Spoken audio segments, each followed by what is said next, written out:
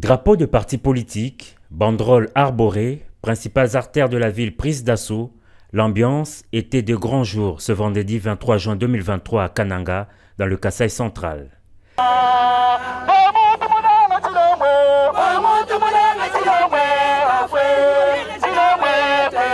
Effervescence dans les rues, effervescence aussi à l'aéroport où la mobilisation était impressionnante pour l'accueil du chef de l'État. Et c'est en fin d'après-midi que le président de la République est arrivé dans le chef-lieu du Kasaï central. Accueilli par le gouverneur de province, Félix Antoine Tshisekedi Tshilombo débute ses jours une visite d'inspection de routine après celle effectuée en septembre 2022. Son séjour de 24 heures à Kananga sera aussi l'occasion pour le chef de l'État d'inspecter les différents travaux lancés dans le Kasaï central, mais aussi se faire une idée très précise de l'état de la province. Une province actuellement ravagée par de nombreuses têtes d'érosion. L'urgence s'impose et à peine arrivé, le numéro 1 du pays, noyé dans la foule, s'est immédiatement rendu au site érosif SNCC en plein cœur de Kananga pour le lancement des travaux de sauvegarde en urgence de ces sites dans le cadre du projet d'urgence et de résilience urbaine de Kananga, Puruk en cible.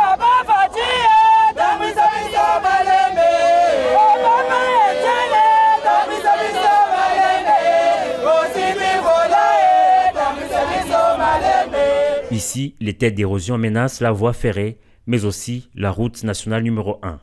Le gouvernement de la République, qui a obtenu de la Banque mondiale un crédit de 100 millions de dollars, tient à travers le projet Puruk à mettre fin aux têtes d'érosion à Kananga, a fait savoir le ministre d'État, ministre de l'Urbanisme et Habitat.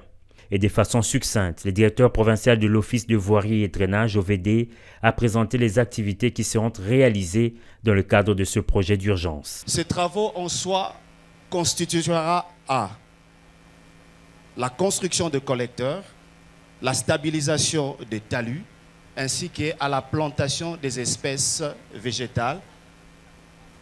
Tandis que le projet sur le site PK 706, ce sont des travaux neufs auxquels l'entreprise non l'OVD fera face dans le cadre de ce projet. Après le mot, les actes, le président de la République a officiellement lancé ce projet à travers la pose de la première pierre en présence de nombreuses autorités nationales et provinciales. Ces brefs séjours du chef de l'État à Kananga sera également marqué dès ce samedi par des rencontres et des échanges avec les autorités provinciales civiles et militaires et les forces vives de la province.